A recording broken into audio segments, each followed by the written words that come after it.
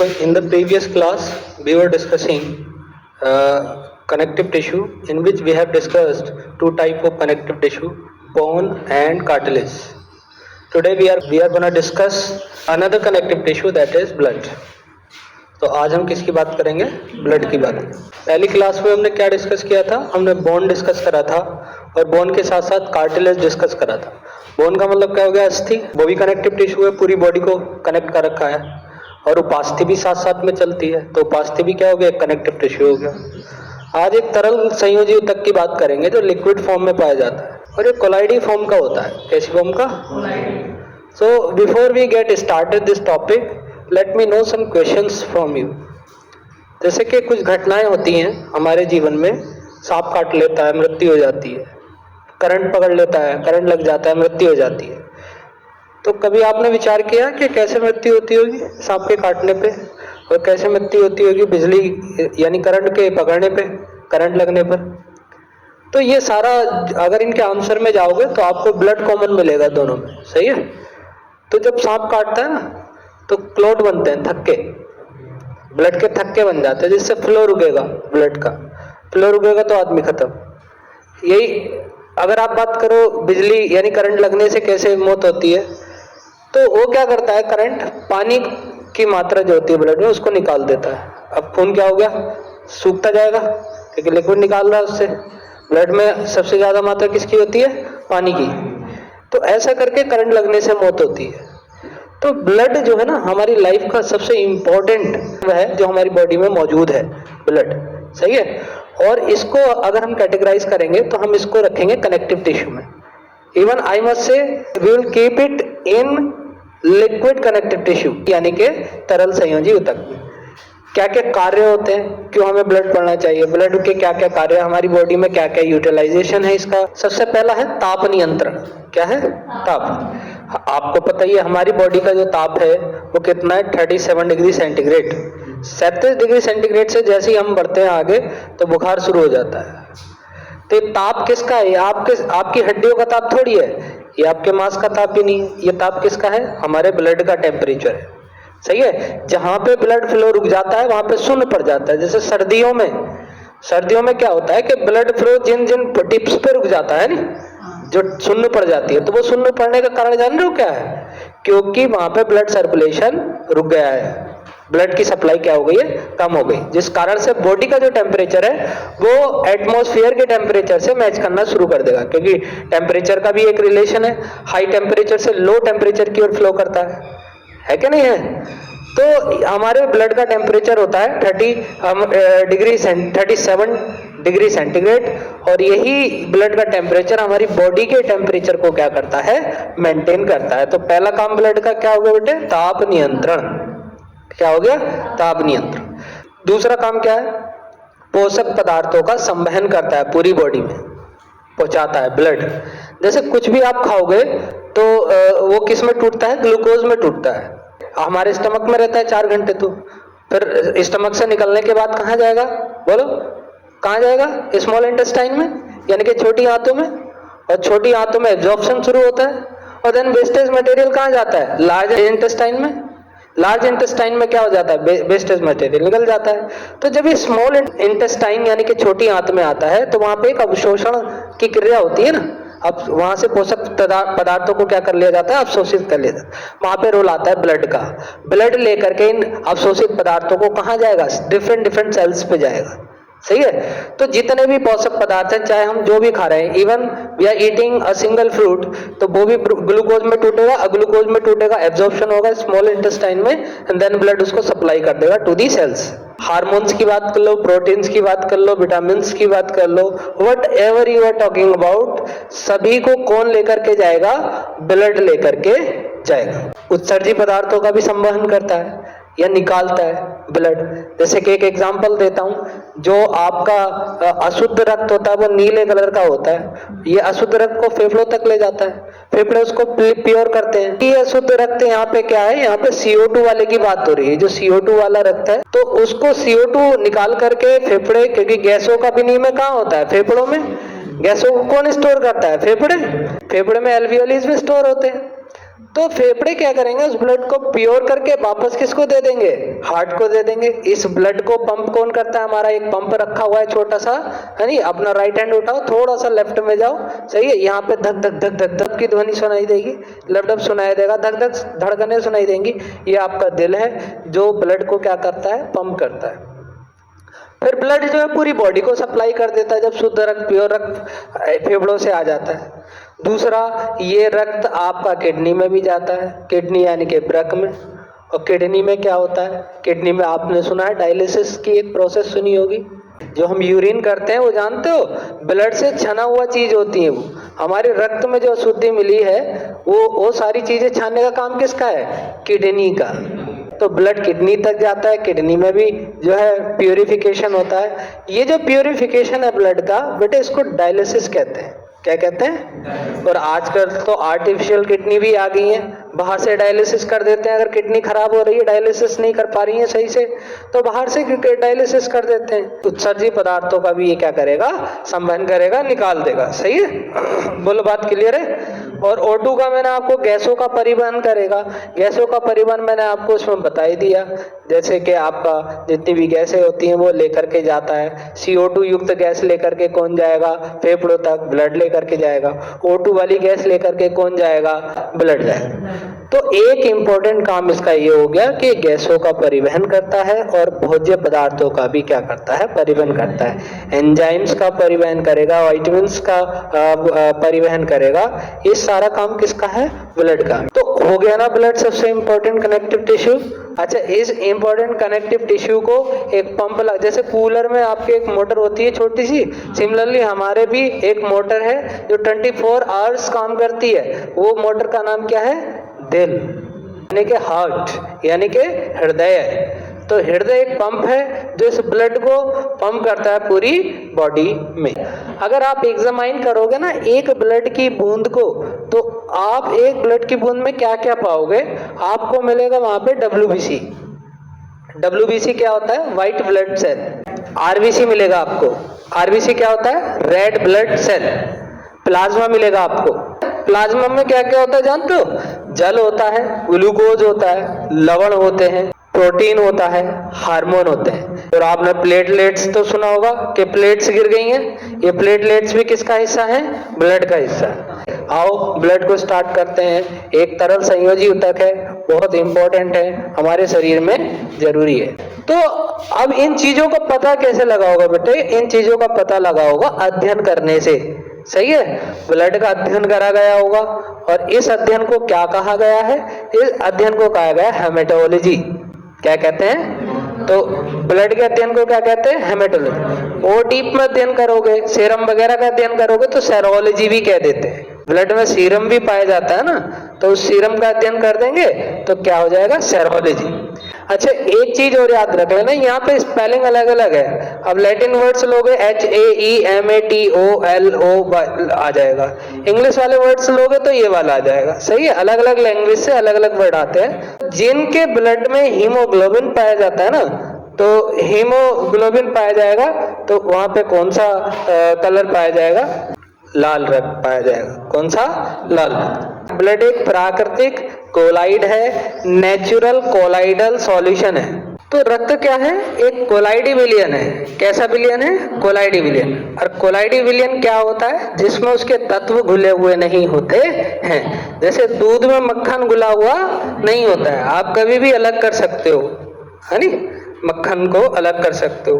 कुहासा, धुआं, ये सारे कोलाइडियल विलयन है। तो रक्त भी कैसा होता है बेटे, कोलाइडियल विलयन होता है।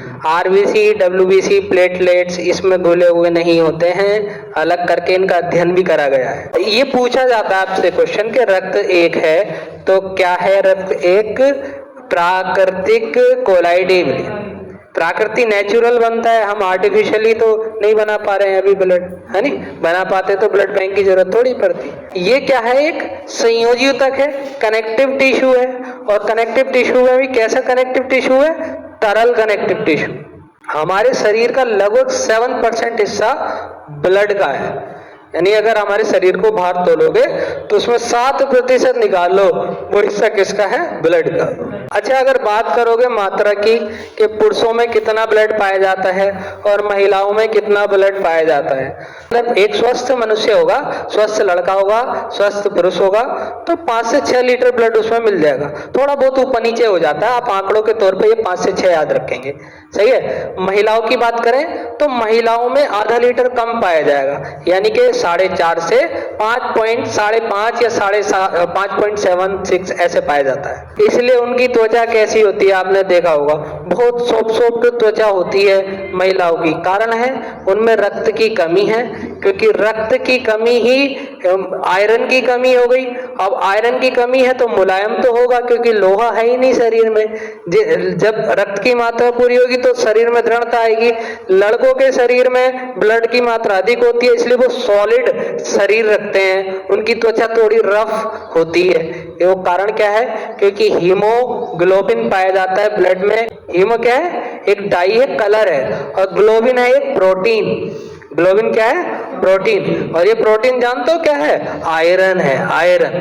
तो रक्त ज्यादा है तो प्रोटीन ज्यादा है तो आयरन ज्यादा है, तो इसलिए उनका शरीर कैसा होता है? सख्त होता है। महिलाओं में रक्त कम होने के बहुत सारे कारण है। एक तो उनका मेंस्ट्रुएशन साइकिल है नहीं, वहां पे वो ब्लड लॉस करती हैं, और भी एक दो कारण है। तो महिलाओं में रक्त कम है, इसलिए वहां पे दृढ़ता कम होती है नहीं। और दृढ़ता इसलिए वो कैसी होती है? सॉफ्ट होती है, मुलायम होती है। अगर भार के अनुपात की बात करेंगे तो ये आंकड़े याद रख लेना। वयस्क पुरुषों में 70 मिलीलीटर पर केजी के हिसाब से ब्लड होना चाहिए। 1 केजी के हिसाब से 70 मिलीलीटर, और आप उसका वजन कैलकुलेट कर लो तो उसमें इतना ब्लड होना चाहिए। ये 70 से 80 के बीच का आंकड़ा है। 70 से 80 मिलीलीटर 1 केजी में होना चाहिए। महिला की बात करोगे तो महिला में तो मैं बता ही रहा हूँ कम होता है, तो 5 कम कर लो, 65 मिलीलीटर पर केजी के हिसाब से ब्लड होना चाहिए महिलाओं में। बच्चों में ज्यादा रेशियो होना चाहिए। क्यों होना चाहिए? क्योंकि वो टाइम है जहाँ पे उनकी हड्डी ग्रो कर रही है। और शिशु अवस्था में और ज्यादा होना चाहिए, क्योंकि हड्डी ग्रो करती है, मांसपेशियां बनती है, तो ब्लड की मात्रा ज्यादा चाहिए।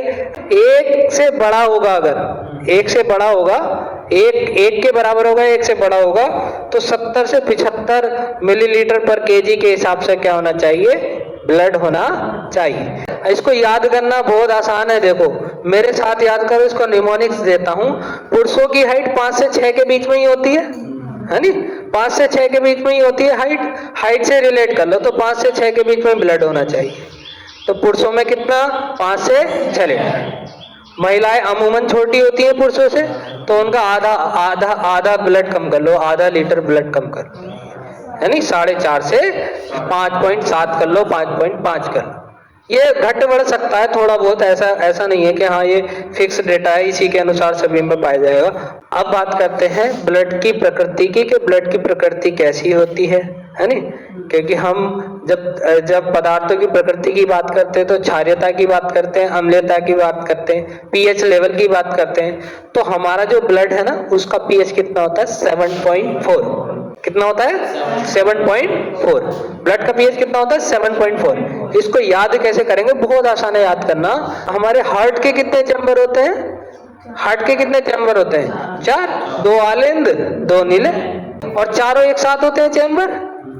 ऐसा तो नहीं एक चैम्बर यहाँ, एक चैम्बर यहाँ, एक चैम्बर यहाँ, ऐसा तो नहीं होता ना।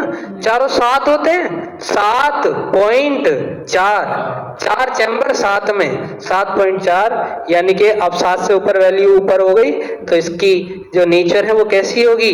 बेसिक नेचर होगी, क्षारीय नेचर होगी। यानी कि हमारा जो रक्त है वो कैसी प्रकृति का है? क्षारीय प्रकृति का रक्त है।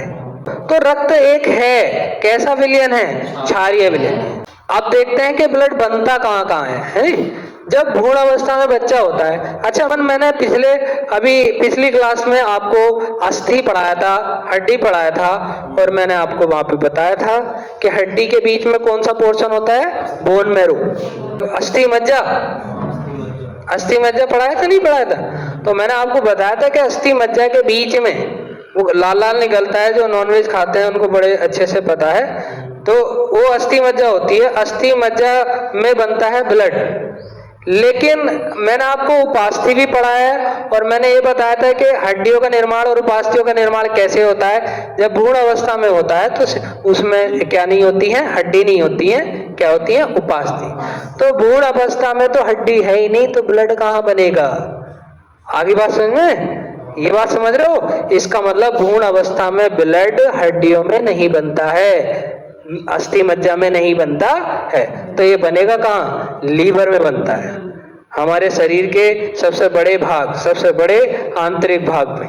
अगर बाहरी भाग की बात करोगे, हमारे शरीर का सबसे बड़ा बाहरी भाग कौन सा है? तो वो है, बाहरी अंग कौन सा है? त्वचा। सबसे बड़ा बाहरी अंग कौन सा है? हमारा त्वचा है। लेकिन आंतरिक अंगों की बात करोगे तो बेटे लीवर का नाम आता है। किसका? लीवर।